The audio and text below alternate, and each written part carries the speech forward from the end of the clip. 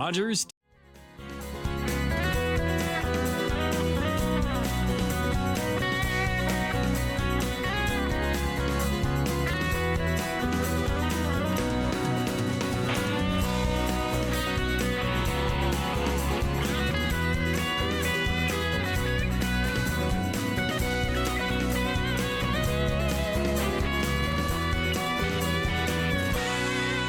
I'm Sam Laprade, and I'm so excited to welcome to you to this very special conversation today with the legendary Jackie Holzman. Jackie, I am so excited to have this opportunity to speak with you today. You recently celebrated your 90th birthday. What was that like? Well, I'm almost a legend. Yes. It's amazing. I don't know if I feel any different than I did when I was 80, but it's important. Any birthday that ends with a 0 is quite exciting. It is. And I was very excited to be able to thank so many people that have contributed to anything that I've been able to do. So, yeah, it was wonderful. Keep those birthdays coming. Keep them coming, absolutely. For sure. And I was so happy to be able to celebrate with you and your family and the community that day. What I noticed, Jackie, was all of the incredible photos of you, and there are like literally thousands of pictures. There was a sampling there that day. When you looked at those photos and looked at all of your past accomplishments, what came to mind for you that day? Well, first of all, that my son or anybody was able to gather them together, which is quite amazing because I don't have any of them. Yeah. However, it reminded me that I have been involved with so many people throughout my 90 years, starting with my mother, who was an incredible woman. We didn't have much money. My father worked at the Metropolitan Life, and he was in the Canadian Air Force. We were in Washington. Everywhere we lived, she worked as a typist or as a sales lady, but she had what we called magic hands. She could crochet, and she could knit, and she could bead, and she did all these things. And she never stopped. And between her and my sister, my family were good role models. So I got involved right away. I was married when I was 19. Mark was born when I was 20, and I got right involved with the National Council of Jewish Women as a volunteer. And as a volunteer, it put me in touch with people from all walks of life. So it was lots of people doing lots of things and bringing them together. That's how things happened. Mm-hmm. You mentioned role models in your life. You're a role model for me. As a young woman, to see a female mayor, and you were tough but fair. Do you hear that about your time as mayor? Yes, I do hear that. In fact, when I was first seeking office, people thought that I was going to be very, very, very far to the left. Mm-hmm. And when I actually talked about it to people, they realized that I have a very compassionate heart, mm-hmm. but you got to be able to pay for it. And if you want to be able to pay for things, people have to have income. And if they're going to have income, they have to have a job, and they have to have training, they have to have the education. So together, a lot of things happened. It's amazing. What's the very first moment you remember thinking, I'm going to seek elected office, I'm going to run in this city? What was that first inkling? Well, that's very interesting because my background was making things different, making things happen for people with disabilities. And so as a volunteer and at the Social Planning Council, my whole area was trying to get jobs for people, employment, and transportation before OC Transpo, and for places for people to live. And so I was always on the side of the table, going to government, to governor, politicians, saying, this is what the community needs, this is what this group of people need, and bringing together those people who needed it to make a difference. And finally, in 1981, which was International Year of Disabled Persons, we had a good range of services, not depth, but we had a good range of services, so that in 1982 I thought, it's time for me to sit on the other side of the table. It's time for me to be able to help make decisions as opposed to telling people what the decision should be. And so that was when I realized perhaps it was time for me to be in that position. Because you don't get to make decisions, because I used to say, no politician ever made a good decision or came up with a creative idea. They listened to people, and if I had an idea, I would get other people to share that idea, and then you would make a parade. And I would say to anybody that had a good idea, tell somebody, tell a third person, make a parade. And then the politician will say, wow, there's a parade. I want to be the leader. So how you make things happen is you bring people together and you build on everybody's expertise and their experience, their knowledge, and somehow politicians make a decision. And that's how Paratranspo started. Paratranspo started by a group of university students, and they got a summer grant. And they started a little organization called TOAD, Tasks, Odd, and Diverse. And they thought they would help seniors with whatever it is seniors needed. And they found that really seniors needed a transportation system. And we heard about it at the Social Planning Council, and I got other people together, and suddenly we were going to the regional council, was region at the time, we're talking about in the 70s, and we would go and we would say, the city needs a transportation service for people who cannot use the OC Transpo. Well, take it to social services. And we said, no, it's not a social service, it's a transportation need. A person would have a job and was living in a nursing home. They would have to go by ambulance to their job. I said, where's the dignity in that? It's transportation. And I remember meeting with groups of politicians in those days. So what is your idea? What is it you want?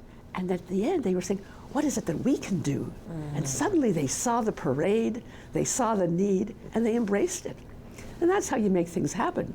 You find your niche, and you find other people who agree with it, bring them together, and you can make a difference. So the questions people would ask me, how did you get involved in the health field? Were you a social worker? Were you a nurse? Were you anything? And I said, no, it just happened that I heard about the Rehabilitation Institute, which was a little organization. It was on Bank Street at Clemo, which was the old, was a ski shop actually. And we were providing physiotherapy services, occupational therapy services for people who had disabilities. And I learned about the needs of people. They needed a place to live that was accessible. They needed transportation that was accessible. And they needed a place to work with the training, and all of it had to be accessible. And from that, I got involved with the Royal Ottawa. It was the Royal Ottawa Sanatorium at the time, and there was going to be one building that was going to be made available for physical rehabilitation.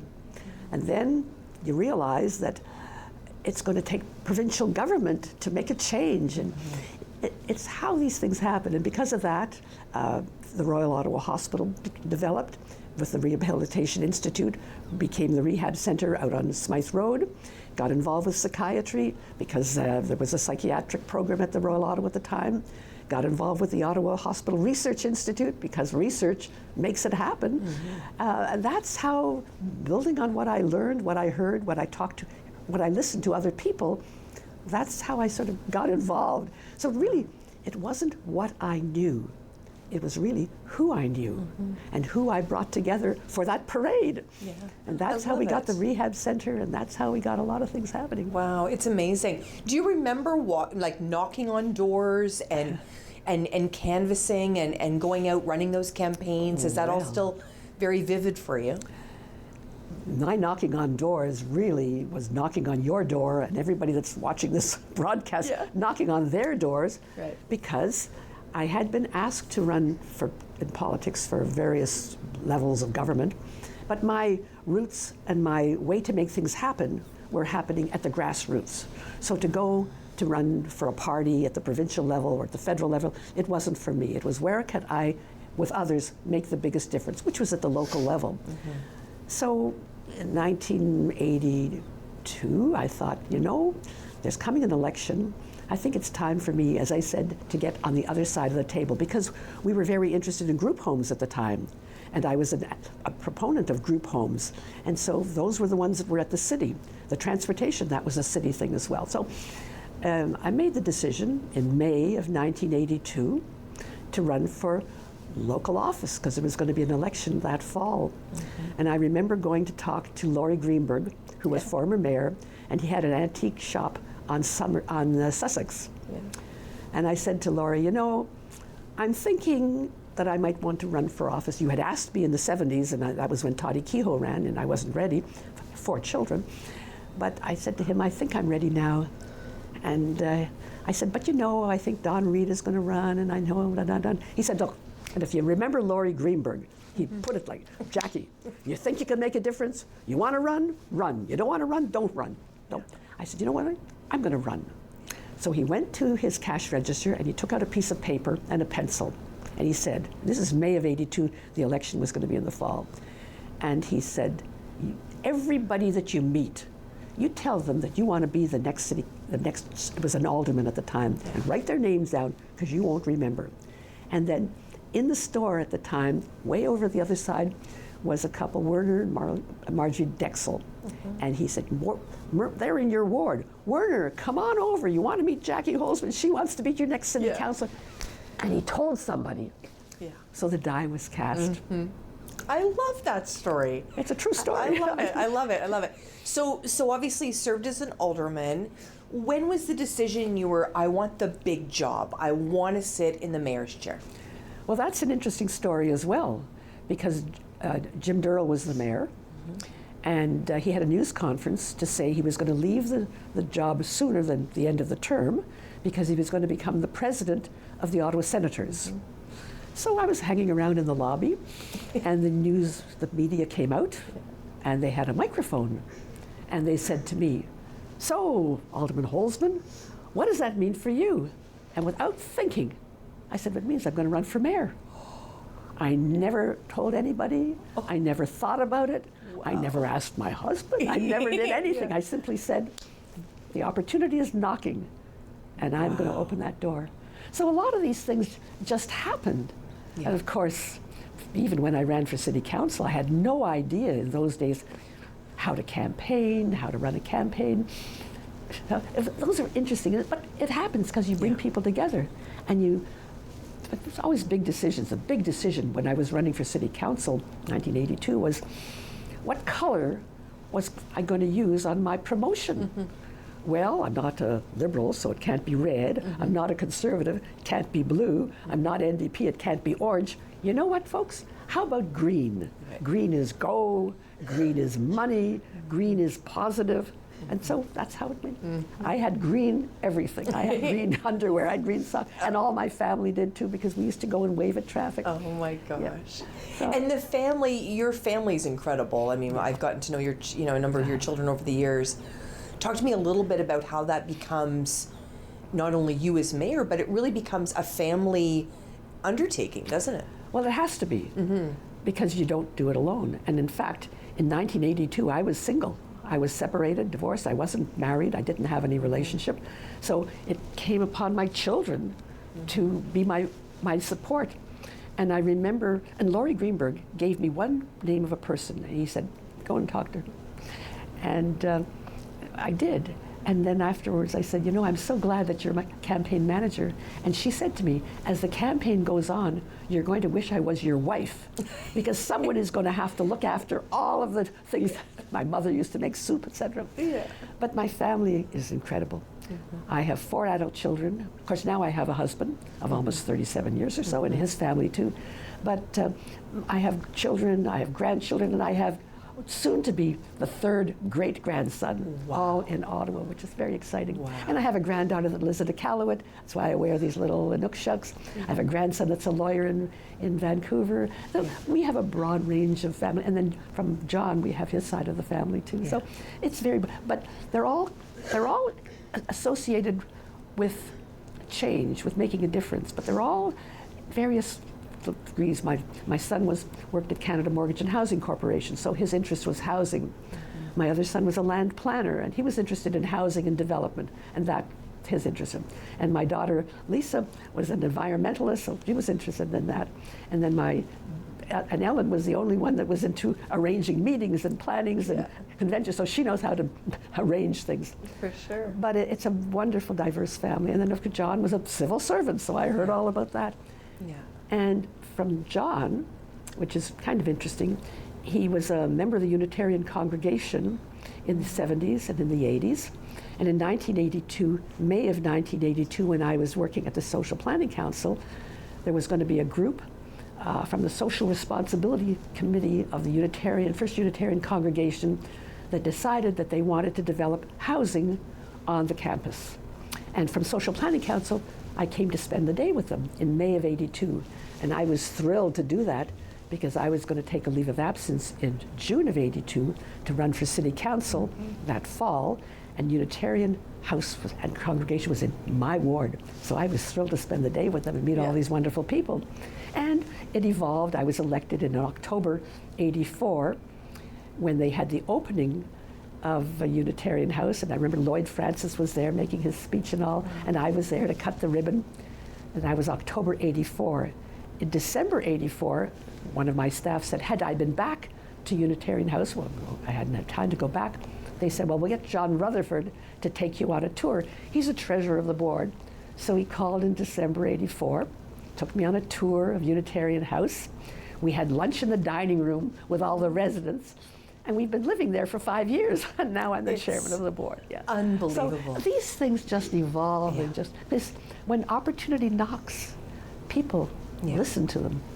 So I love that this tour of Unitarian House led you to love and led you to your husband of 37 years. And the fact that the two of you live there now, it's such a beautiful full circle moment. And I had a chance recently to visit you there. And I think anyone that has a chance to visit, it's such a unique housing model. But it's one that works, Jackie. Talk to me a little bit about that. It truly is unique. It's a not-for-profit organization. And there are 45 retirement suites, and then on one floor, and there are 3 floors, 68 independent living apartments. And those independent living apartments, 1 and 2 bedroom apartments, were built, the whole place was built with funding under Canada Mortgage and Housing. So this is not a luxurious building. This is a building for people who want to get involved and who want to stay involved. Because it's a not-for-profit, you have to be involved. We need the volunteers because we don't have the money to have the kind of staff that Amica and all the other places, and I don't want to give them so they don't have, but it's your neighbor at Rogers. So, so they don't have that kind, we don't have that kind of money. Plus, we have a board of governors, a board of directors. And so the board makes decisions based on the community. We have all kinds of residents association, et cetera. But to be on the apartments, we put our name on probably 40 years ago when the place was built. And for the retirement floor, we have, as I say, 45. We are not a nursing home. We don't have heavy care. We don't have a heavy memory care unit. People come in who want the kind of lifestyle that brings them into the involvement with the rest of the building. So the whole building, except during COVID, the whole building operates as one unit. So we have about 130 people. You wouldn't know from the volunteers who's in the retirement floor, who's in the apartments. Plus, we have rent geared to income for the apartment. And we provide financial support for others in the building as well, to the level of our ability. So we have to have fundraisers because we get no government money to operate. All of our revenue comes from donations, from fundraisers, and from rents and fees. So we don't have any government money. So we have fundraisers. And but it feels so, like in my short visit with you that day, it feels very community. Everybody pitching in, even the way the dining room is. It's very community oriented. It's a family. It is a community. And we have staff that buy that kind of culture. We're not a hierarchy because it's from the bottom up. It's the residents' home. And the residents like to be involved in their home. Not always easy for the board, not always easy for the staff, but it's our home. Now it's my home. I wear many hats.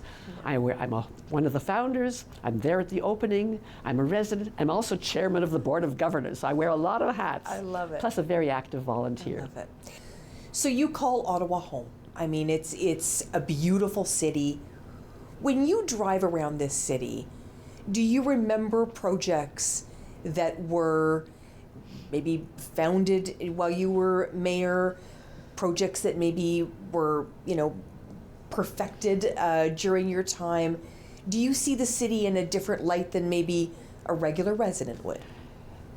It's interesting because I see the city in many aspects of my life. When I see all the group homes, the Tamir, the Salas, Parkway House, all of those residential programs for people who have varying degrees of disability, I see that happening during my social planning council days. I see the day when we sat across the table saying we have to have group homes to members of city council. So I see all of that then. But then I go around the city and I see the things that happened from 1990. Well, I was elected in 1982 till my term ended in 1997. So in those 15 years, I see a lot of things that have happened. And one of the things is, we look at the good and the bad and the ugly during my term as mayor. The ugly, of course, is happening now when the federal government wants to move out of the buildings downtown. They want to sell the buildings downtown. They don't recognize that they owe the city money, payment in lieu of taxes for all the properties. So in my mind, that's the ugly. In the bad, there's a little experience with my mayor's chain, and there's a whole story in that, and that's a bit of the bad, but we can talk about that. But the good, when I look at the city, particularly when I was elected mayor in 1991, the big cities were experiencing the hole in the donut. People were moving out of the downtown. Now our donut is not circular because our whole northern boundary is Quebec, but east, south, and west, people were moving out of the core into the downtown. People were not moving into the core, which was vital. It's vital because you need it. And that's where the tourists are, that's where the jobs were and are. And so, to me, it made sense to encourage people to build and to move downtown. And in fact, putting together a group of people, downtown residential development, something or other was called, Redo It. We brought together people who had an interest in creating a downtown that was viable. And we were able to do the most important thing, which was to create the incentive so builders would build. And the incentive was to eliminate, not reduce, to eliminate development charges on residential north of the Queensway within a certain parameter, really north of Gloucester, because the old bylaw changed at Gloucester. Anyhow, we were able to convince the region and the city to eliminate development charges, which wasn't easy, because the engineers, they need those development charges for the sewers and all of the roads and everything. Right. But from a livable community, we needed people living downtown. All those people and all those apartments and condos will pay taxes, so there will be money coming in. And when at my Kiwanis Club recently, there was a presentation by Michael Curran from the Ottawa Business Journal, and he talked about 5 billionaires associated with Ottawa, and 2 of them are in the development industry. And they will just tell you, because of the elimination of development charges, they were able to build downtown, and they did build downtown. And suddenly you've got all of these condos, apartments, etc., downtown. So we have the ability to create a very viable downtown. And now there are problems downtown, and we know that. And we will get through them. And we will have more housing. And that's not just a municipal, that's a problem of the provincial level, of the federal level. You just cannot build affordable housing nowadays because it costs a lot of money to build. Supplies are cost, everything costs money. Yeah. But it's because of the actions that were taken during my term of mayor, not by me, it was because of the people that came together to make things happen. Yeah. And so you look at those buildings, and one of those billionaires will tell you, it happened because you eliminated development charges. I could build. People are living downtown. We're paying taxes, and then you see the benefits of that's right. Yeah. Of so probably the good. That's the best good. There's other good things that happen because remember, during my term, we had the Ray Days. Right. We had to have people work for 10 days without pay. We had to 2.5%. Those Ray Days and those were terrible days. We had to lay off people. Nobody wants to do that. But we survived. Yeah. And people will remember those Ray Days if they were here then. For sure. And also people will remember when we had nobody living downtown. Yeah. Yeah, So absolutely. very important days. Very important. Yeah. You mentioned, and I'm just going to bring it up, Yeah. you are absolutely human, my friend. So I'm going to tell you, because I know you still feel awful about this. You've brought it up with me a couple of times about the chain of office. And I just want to say that I hope you see the humor in it now, because you are absolutely human. So I know that this is something that still upsets you today. Well, it doesn't really upset me, because good. all of the people from the media would tell me, you know, I left a camera on top of the car. Exactly. But it was an interesting story. There was an event at Lansdowne. It was a national meeting of the naval people, and I was told, you must wear your chain, and John must come in his tuxedo, and you must wear your medals. So I did. And because John was driving, my husband was driving, we didn't have the driver. I never drove the car when I was mayor, never. Okay. Because it was not a good idea. Yeah. So you always had a driver, or somebody from the family or somebody else. So when we left Lansdowne, I had the chain, and I told this wonderful story about Charlotte Whitten meeting the Lord Mayor of London, and the Lord Mayor said to her, and she was wearing décolleté, and she had a rose, and he said, Madam Mayor, if I smell your rose, will you blush? And she said, Lord Mayor, if I pull your chain of office, will you flush? So it's a very funny story, and I told this to the Navy people. Yeah. Meanwhile, got home, I said to John, where's the chain of office? And he said, oh God, it must be on top of the car where I may have put it. And that's the story in itself. And it was made into a cartoon. Oh yes. And there yes. was there was some fun around it. Yeah. Well, what happened was, because he did put it on. We went back to Lansdowne, and we looked on the top of the cars because we left early. We looked on the ground. We went into the big meeting, big dinner that was still going on. Did anybody turn in a chain of office? So we drove back very quietly, got on the Queensway, just at the police station, and going up the ramp, there on the side of the road were all these little shiny things, and a brown leather box, which had never been, was broken, with a tissue paper. And John pulled up the car, got out of the car, took off his jacket. I said, why are you taking off your jacket? He said, well, I need to have white. It's midnight. People have to see me. That's true. He said, maybe you better call. So I called the police, and I said, I wonder if you could send a car. Oh, did you have an accident? I said, no, but there's a bit of a problem. Well, the two newspapers, they monitor the police channel, got home, and they said, Mayor Holzman, did you have a problem? No, everything's fine. And then finally, a few minutes later, I said, we better control this. Yeah. So I called them back, I told them what happened, and then it was everywhere. And you have no idea the people that called and wrote and said, thank goodness if the mayor could put the chain, I left a cake or whatever. Exactly, Yeah. exactly. So it was what people used to do. My Yeah. wallet was in the atmosphere. But you know, I love that, because I think you've always been someone that's been very relatable. Like, even as a young woman, and I was in the media, I would say hello to you, and you were always so kind to me. So I think, and it's a bit emotional for me to sit here with you today. Well, we can both shed tears together, because we are gutsy people. We're not in it for any other reason than our gut tells them we must do what we're doing. We have a reason to do it. And if we can be a role model, if you can change one person's life, if I can change one person's life, then you get up in the morning and you've had a good day. Absolutely. When you go into bed at night. Do you have any advice? Yes. Any advice for? Yes, I do. for I the do residents of Ottawa? indeed. We are going through it right now. I do indeed. Okay, tell me. If you see something, if you hear something, you must do something. You can't count on the other person to do it. Yeah. You will have regrets what you don't do. If you do something, you've made a mistake, you can correct it. But if you don't do something, you didn't see something, that's one thing. Mm-hmm. If you see something that needs to happen, start a parade. Start a parade. Yeah. 1, 2, 3, 10, 100, and things will happen. Somebody will hear you. The media will hear you. Mm-hmm. And that was the advice I gave to people years ago when they wanted more public toilets.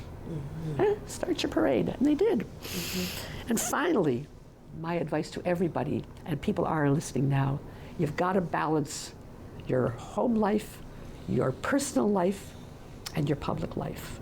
Because if you're not true to yourself, and if you're not able to do what you want to do, then you can't do anything. Mm-hmm. So you really have to be able to balance your work and professional life. And I didn't do it because after 25 years, my first wonderful marriage with my 4 wonderful children ended in a divorce because I was off doing other things. We grew apart. So nowadays, people have to realize that you have to balance. Right. It's so important. All those messages are so important, and I really do appreciate the advice. With everything that's happening in the world, it's hard to watch the news. I love the news. I know you watch the news. What advice do you have for us to love this city when we're under such attack? This country is under attack. How do you feel about how we need to dig really, really deep locally and make sure our local businesses are feeling supported, our local charities, which I know you believe in so much? How do we do that, Jackie? These decisions start at home. It's in your neighborhood. If you're in your apartment, do you really know the names of the people who live in the same hall as you? Do you know that there's somebody that hasn't picked up their mail? Do you know? So start with your family. Just reach out from there. But don't focus on the negatives. You know, they used to say in the media, and I do still take 2 newspapers every day, if it bleeds, it leads. Well, let's lead with love. Let's find the good things, because there's so many good things. There's so many good things. Those are the things that we grab hold of. There's bigger pictures. Somebody else will deal with the bigger pictures. But if we can just change our own little community, whoever we have contact with, if we smile instead of yelling at the clerk of the store because they don't have Canadian whatever. Right. We don't have many coconuts growing in Canada. You know, be realistic. True. How many pineapple are growing in Canada? Right. On the other hand, look at all the people that are working here. Yeah. So I start from home. Make your difference every day. If you see it, you hear it, do it. I love it. Women running for public office. It's no secret that many women have come out and felt very attacked, felt very under a different kind of pressure than maybe their male counterparts. And it's hard to attract women to run sometimes because of the pressures of maybe having children at home, maybe it's the pressures of social media. Any advice to women that are wanting to put their hat in the ring, especially as we're heading towards this federal election? It's very hard when you see what happens to women who are already elected. When you hear women saying, I'm not going to run again because of all the abuse, or when you see how they're treated, how they're dismissed while they are already elected. You go into politics or you want to make a difference, and if your peers or whoever is the mayor or the prime minister, or whoever the premier, if you're not treated fairly and people who think they can make a difference see that, I say get involved in the community associations, get involved in the charities, get involved with the school, get involved with where you locally can make a difference. And then from there, you'll decide if you want to run for. It's very demanding. You know, when I was in politics, when I was the mayor, people would write me a letter, and they would put it in the mail, and then it would get to City Hall, then it would get to the mailroom, and then it would be sorted out, and then it would get to my office, and then somebody would open it, they would stamp. Then it would get to me. I would see it. I would make my notes. If somebody heard from me in 2, 3, 4 weeks, they were thrilled. If a politician doesn't get instant action right now, I'm not going to vote for you again. You didn't respond. It's not easy anymore. No. And it's not realistic. People live lives and they've got their own families, and it's absolutely unrealistic. We've talked a lot about charities and volunteerism today. I really do believe, whether it be children having to complete their 40 hours or contributing to this community in a volunteer way. You've been recognized by Volunteer Ottawa with a Lifetime Achievement Award, although I think you've lived about 5 lives because you've done so much. Talk to me a little bit about how important it is to give back as a volunteer. It's important to give back because you didn't get there on your own. Somebody helped you get to where you were. And as a volunteer, you get satisfaction you get happiness by making somebody else happy. And there are very easy things to do. And in our building, we have 130 people, and people move into our building. We hope that they're going to get involved. In the early days of Unitarian House, when we were starting up, they would say to new people moving in, so how do you want to get involved? And then say, well, is there a library? No, but you could start one. Or is there a choir? No, but you could start one. So you can get involved with whatever you like to do. And if you can't find it, call any member of your city councilor, your school board trustee, your MPP, your federal government. They'll help you get involved. You don't have to be a politician. You don't have to be political, but they know where the needs are. Go to your couple of churches in your neighborhood and find out how many people are coming in every day for clothes and for clothing and for food, for support. So it's very easy to get involved. You just have to make the first step. And you don't have to go far. Look at your neighbors. Do you know your neighbors? In the 2016 or so, I was 2016, talking to people, Jim Nininger, for example, and we were talking about palliative care. And wow, is this city a compassionate city? And I like to tell the story sitting at from the Peanuts cartoon. Charlie Brown and Snoopy, they're sitting on a deck looking out at the lake. And Charlie Brown says to Snoopy, you know, Snoopy, one day we're all going to die. And Snoopy says, yes, but on every other day we're going to live. Now, if you're a researcher, research says, yeah, Charlie Brown is 100% right. We're all going to die. But research also says that Snoopy's 100% right because on every other day we're going to live. So how are we going to live in the best way we can for as long as we can? And so we started Compassionate Ottawa. And Compassionate Ottawa is there to help you live as long as you can, as well as you can. And we started advanced care planning sessions because people think they know how they want to live, but it's fine to think you know, and we're not talking about how you're actually going to die. It's how are you going to live? And people think they know how they want to live. But if I know, but nobody else knows, then what happens if I have a stroke? Or what happens to me and I am not able to determine or tell somebody how I want to live? So we talked about advanced care planning, talking about how do you want to live, think about it, and then tell somebody, write it down. And so people say, yeah, gee whiz, my husband doesn't even know, or my partner doesn't even know, or my whatever.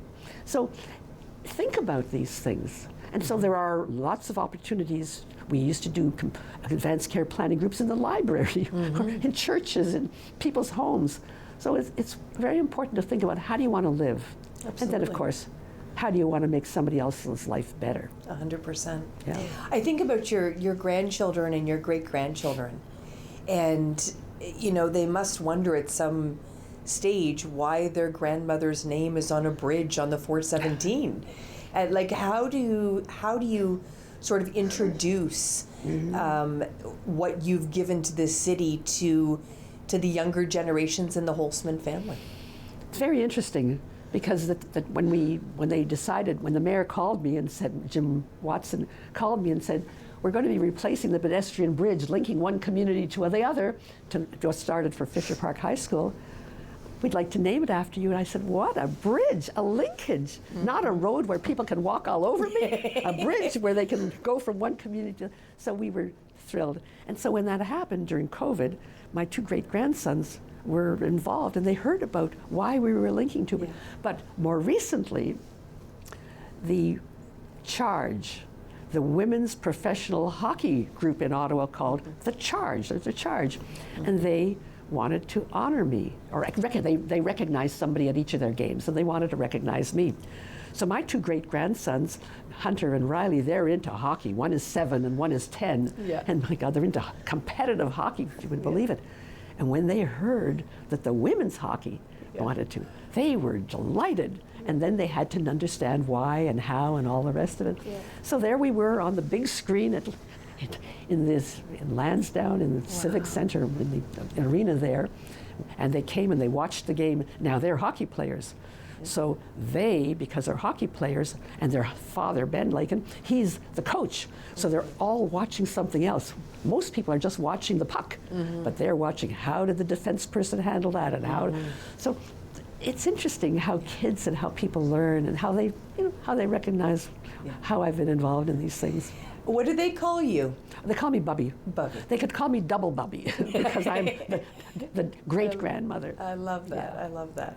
And what is your greatest memory of being mayor of this city? Dear, that's very interesting because probably when I would be welcoming others to the city or when I would be traveling elsewhere to promote the city. And I remember we used to travel because I was very involved with Taiwan, the Taipei Economic Development Corporation. We brought them to Ottawa, and we were developing relationships with Taipei because of the high-tech sector, because we had hardware, software, we needed them. And when I would go to talk to the mayor of Seoul, or the mayor of Beijing, or the mayor of Tokyo, or the mayor of Taipei, telling them how important it is for them to come to Canada, to come to Ottawa.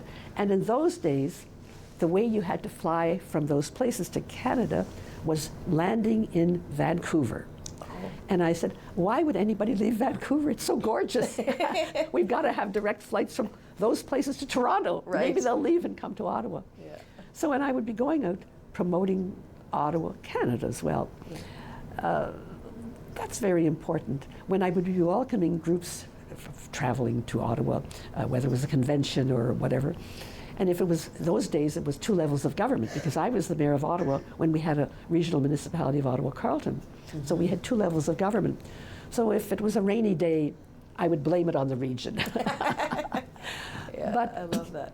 But it was very important to recognize Ottawa not like any other capital cities in Canada. Ottawa was not a capital city of a province. Ottawa is and was the capital city of Canada. And during the referendum in Quebec, I felt we had a role to play. Wasn't sure what that role was. But when there was a decision by Mario Mélanger and others to have this big rally in Montreal, I said, not for me. So I spoke to Yves Ducharme, who was the mayor of Hull, it was Hull at the time, and I said, we've got to do something together. We need to have a parade. And the parade will come from Ottawa, across the Alexandra Bridge, and you'll meet us partway to show how important you were. Not you coming to us, we're coming to you. And we had the tower at the time, and I wanted the Canadian flag up on top of the tower. I thought that's a piece of cake. And I remember calling Mr. Dulepka, they were crane people. Yes, yes. I said, can you bring your machine with your crane and put up a flag, because I want that to show. And then he said, well, Jackie, it won't work because the bridge, the bridge, that nice old bridge is not strong enough. But he said, don't worry, I'll put one up. I don't know. All I know is one got put up there. I'll tell you how he did it. But on the day of the referendum, we had this parade. I thought there'd be a few people. And we started off with the firemen marching band with their shiny brass hats. And they started playing, and everybody's walking on the old Alexandra Bridge like this. And you know what happens to structures, that when you go like that, the structure starts to move. And suddenly we're having a problem. But anyhow, we made it across, and we had all that. So, but I had to show that we were, and so we invited mayors from cities all across Canada, not that day, but enough, to raise the flag. And we had all these mayors that came, and this was before Yves Ducharme, this was earlier on, when Marcel Baudry was the mayor. And we, maybe it was before or after, whatever. And we brought all these mayors, and we got the great big flag, and we put on the red and white, and we paraded through the city. And just to say that Ottawa is the capital city of Canada, and we have to be recognized. And I was very angry with the media, and many times I mentioned it. Every time you saw the word Ottawa, Ottawa didn't do this, or Ottawa did that. And I would say, it's not Ottawa the city. Say Parliament. Exactly. Say federal government. Yeah. don't link the city of Ottawa to all the negatives, because I said, if it bleeds, it leads. Don't associate Ottawa. Yeah. But, these are facts of life. You do what you can. And, the minute that you're not mayor anymore, how do you, certainly in my life, I've had a job and I'm not doing that job anymore, and sometimes it's hard to transition.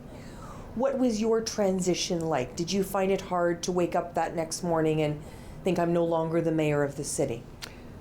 Well, it happened very easily.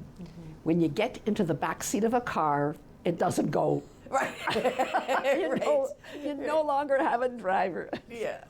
But it turned out that in 1997, in November, there was an international conference on climate change in Kyoto. And there was also one for the cities. And so Ottawa, with help of Federation of Canadian Municipalities, had done an awful lot of things leading to improving the climate, improving the emissions.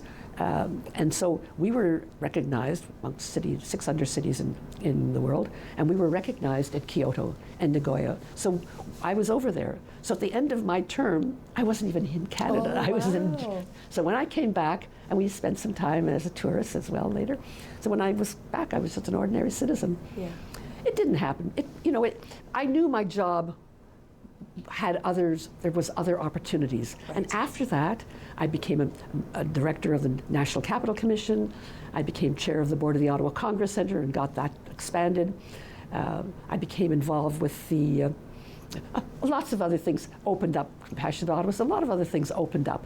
So that wasn't the end of my brilliant career. Yeah. There was a future after I ended. So when the new mayors came, the Larry O'Briens and the Mark Sutcliffes and the Bob Shirellis, did any of them ever reach out to you and sort of look for any advice from you? Well, you know my style. Yes. Am I going to wait for people to reach out? No. No. So I always made it clear that I was there. Here's my suggestions. You want to hear from me? If you don't want to hear from me. And some took me up on it and some didn't.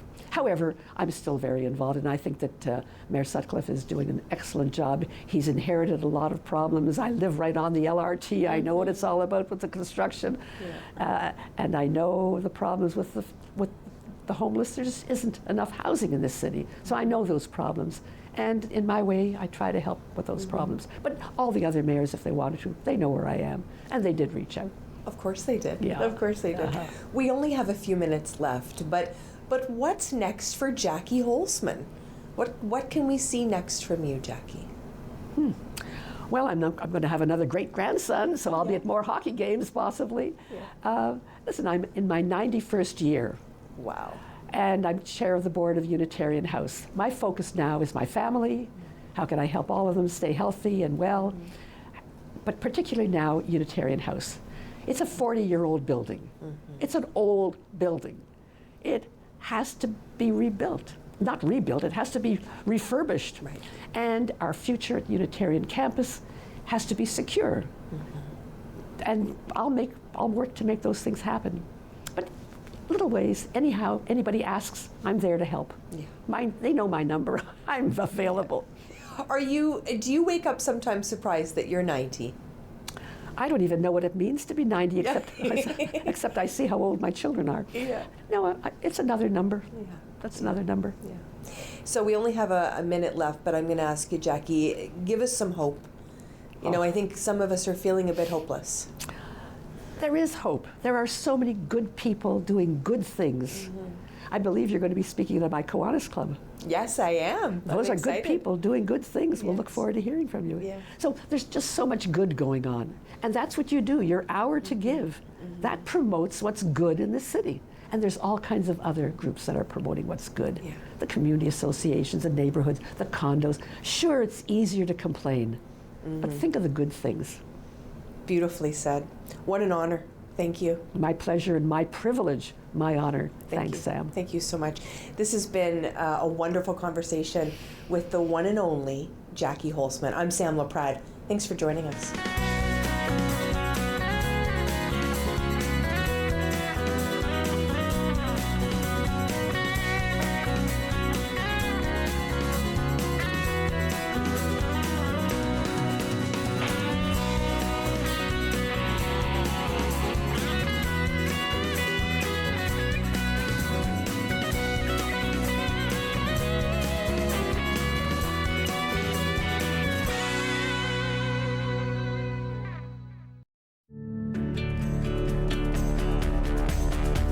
This program is brought to you by Rogers Xfinity, connecting you to more of what you love. Visit Rogers.com for more details. Connect with us by visiting our website or email us at comments@rogerstv.com.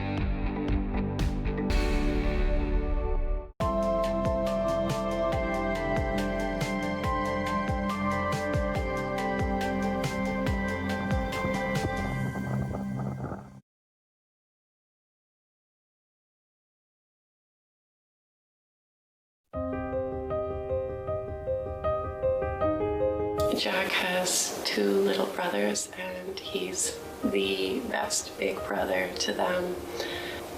Now he's in grade 1.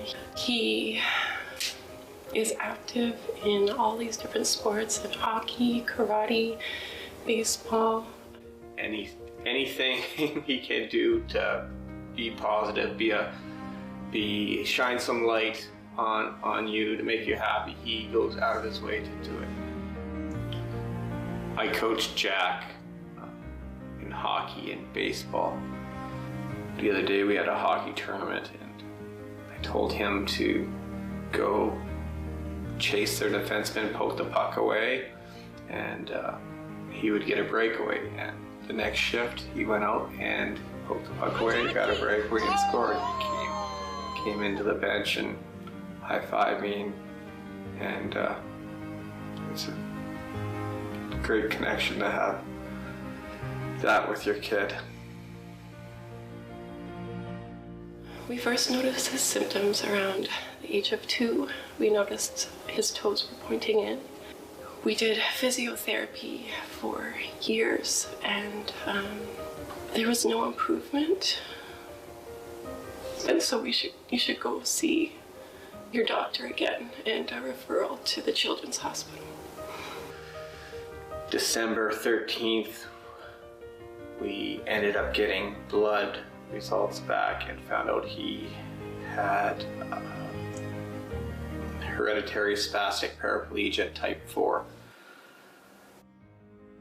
Hereditary spastic paraplegia type 4, or SPG4, is a rare genetic disease and neurological disorder. So what happens is his neurons in his brain and spinal cord are degrading. They would connect with the lower neurons and the muscles that move in his lower limbs. So as the neurons degrade, he's slowly becoming paralyzed. And once those neurons degrade, they can't be restored or grow back. His legs were hurting him today. He was falling. I'm coaching, so I needed to pull him off the ice and stretch him, massage him. It's tough. There's researchers in the US that have initiated a gene therapy for SPG4. What it would do is that would replace the disease-causing gene with a healthy copy of the gene. So we're asking for your help to support this research so we can give this cure to our son. And every little bit helps. Please help us support Jack and others that are in need of this research for this disease. I'm Jack. I donated my skin for research, and it didn't hurt.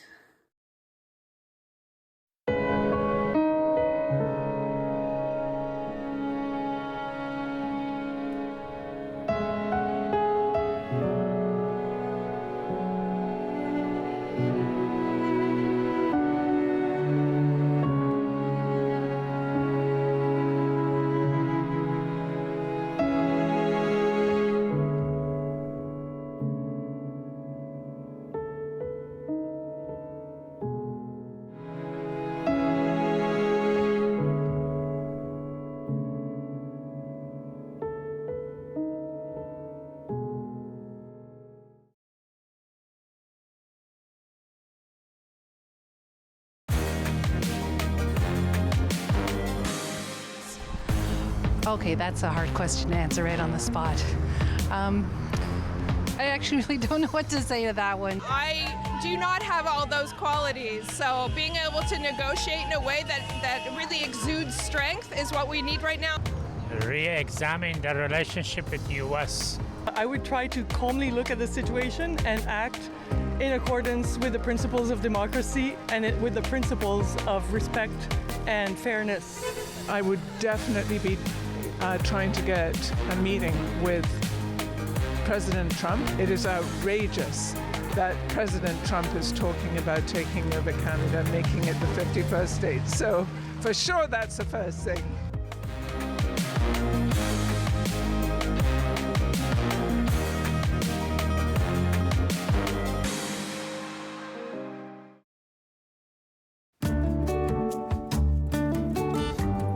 Welcome to Community News and Events on Rogers TV, Channel 22.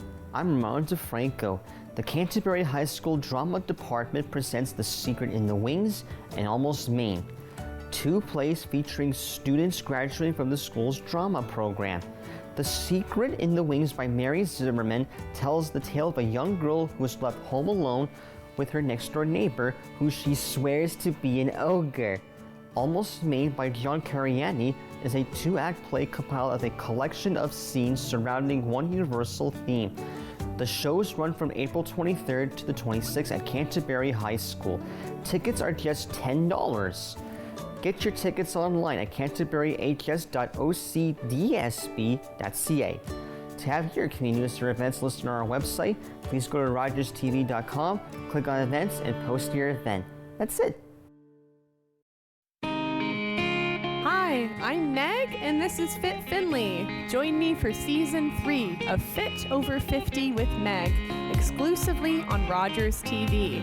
You're going to love the workouts that I lead you through. We're going to be using resistance bands, weights, your own body weight, and a chair.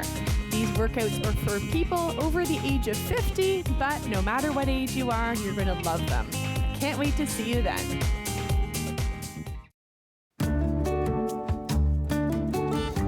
Welcome to Community News and Events on Rogers TV, Channel 22. I'm Josh Rackless. The 28th Annual Latin American Film Festival returns to Ottawa, bringing a rich selection of films that celebrate the diverse cultures, histories, and voices of Latin America. The festival is on now at the St. Paul Amphitheatre and runs until April 26th. It showcases an extraordinary selection of film productions from 14 countries, including Brazil, Costa Rica, Cuba, Mexico, and many more places that I wish I was right now, not in the cold Ottawa spring. But anyways, you find a diverse variety of genres, including drama, thriller, animation, and documentary, among others, and not to worry, all films will be screened with English subtitles. Is that for me? Google Latin American Film Festival Ottawa and get your tickets online. To have your community events posted on our website, please go to rogerstv.com, click on events, and post your events. That's it.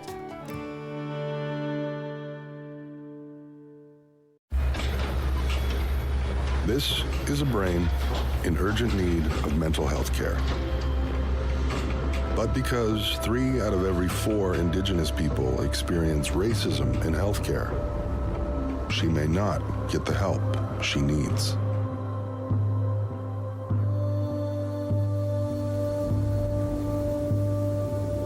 Become an ally. Rise above racism in healthcare. Mankind must unite at this critical juncture. And our survival is in the balance. Nikki. Good luck. Multiples. I got a job to do. They saved me, now I save them. Fire! Time to say goodbye.